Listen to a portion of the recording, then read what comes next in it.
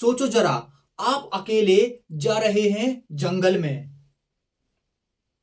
और अचानक से कोई जानवर आपके ऊपर हमला करता है। रुको जरा, क्या आप पहचान पाओगे कि वो टाइगर है कि शेर है कि तेंदुआ है? और अगर आपको कोई प्यार से गले लगाता है तो समझ जाना कि मामला गड़बड़ है। और अगर आपके सामने कोई हंसता हुआ आता है या रोते हुए आता है तो फिर आप समझ जाना कि मामला और गड़बड़ है।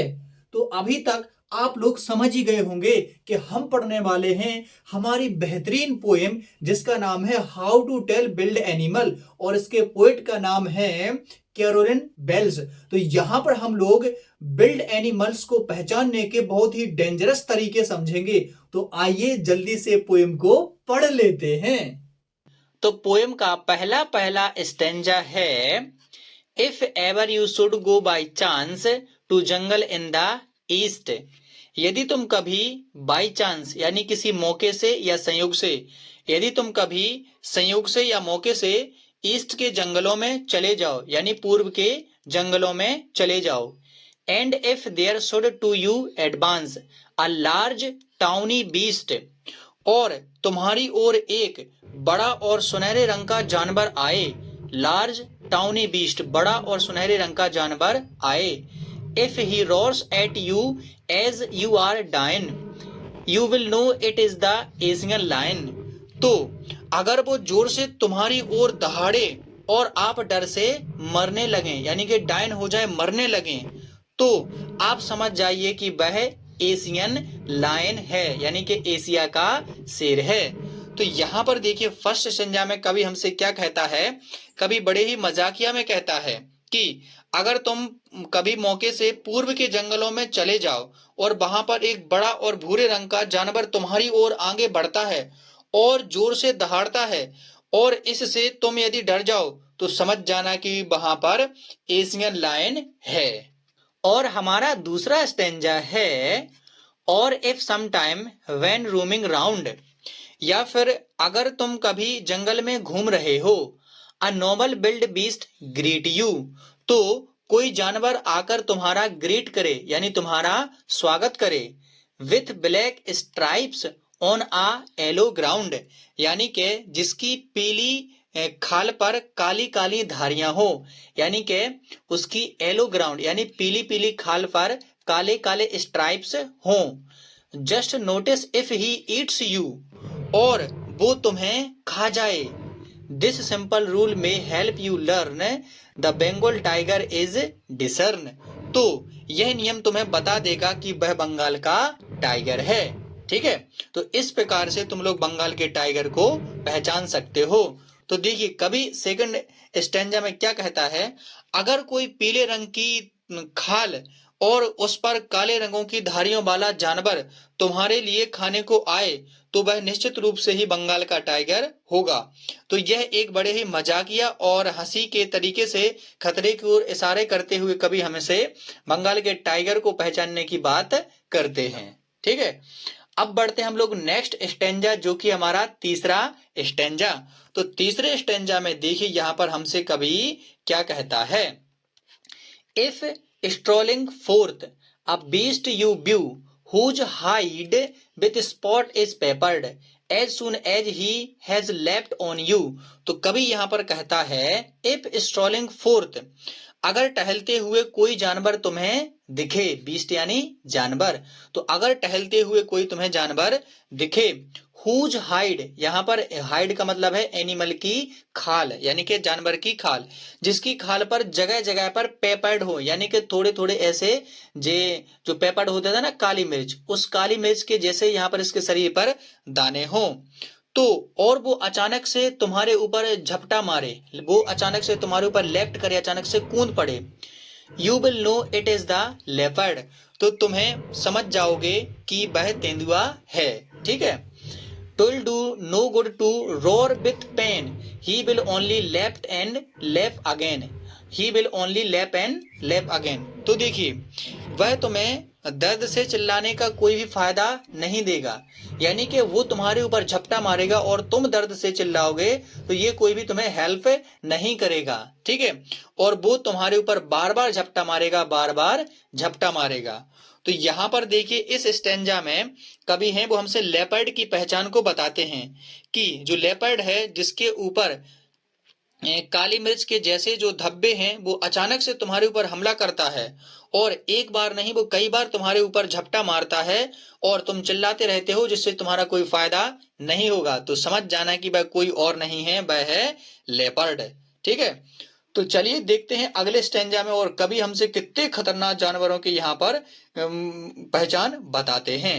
तो देखिए अगला है हमारा स्टेंजा कुछ इस तरीके से, if when you are walking round your yard, अगर तुम अपने यार्ड में यानी अपने आंगन में कभी घूम रहे हो, you meet a creature there, और तुम्हें वहां पर कोई जानवर मिल जाए। अगर तुम अपने आंगन में घूम रहे हो और वहां पर कोई जानवर तुम्हें मिल जाए, who hugs you very very hard, और वो तुम्हें जोर जोर से गले लगा ले, be sure it is a bear, तो समझ जाना और यकीन मानो कि वह क्या है, बियर है यानी के भालू है।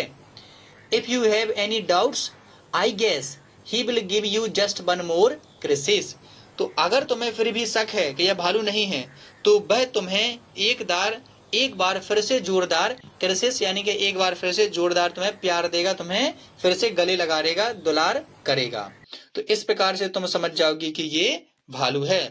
तो इस स्टेंजा में कभी हमसे बियर यानी भालू को पहचानने का तरीका बताते हैं। कभी कहते हैं कि एक ऐसे जानवर के रूप में जो जोर से आपको देखते ही आपको गले लगा लेता है और अगर आप उसको पहचान ना सकें तो फिर वह आपको कस करके एक बार जकड़ लेगा और हंसी मजाक के अंदाज में आपको ये गंभीर संकेत देता है कि ये कौन है, भालू है, ठीक है।